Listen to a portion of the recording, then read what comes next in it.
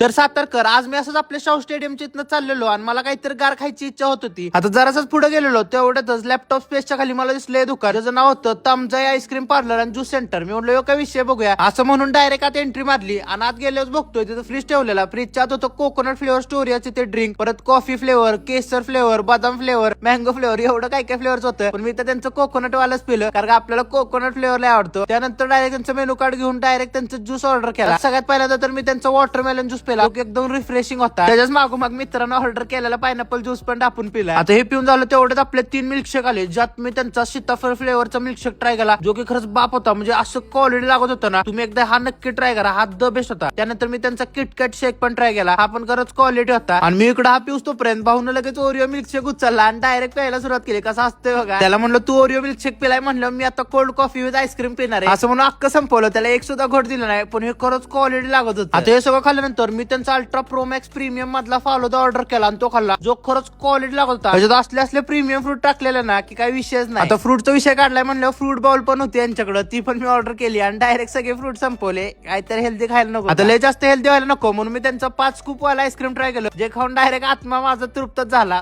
आणि हो, जर तुम्हाला अमूलचे फॅमिली पॅक पाहिजे असेल तर सगळ्या फ्लेवर मध्ये इथं फॅमिली पॅक पण भेटतात. आणि इथं हॅवमोर आणि बाकीच्या कंपनीचे पण प्रोडक्ट्स आहेत, ते पण तुम्ही घेऊ शकता बिंदास. आणि असंच बिंदास आपल्या अकाउंटला फॉलो करा विसरू नका.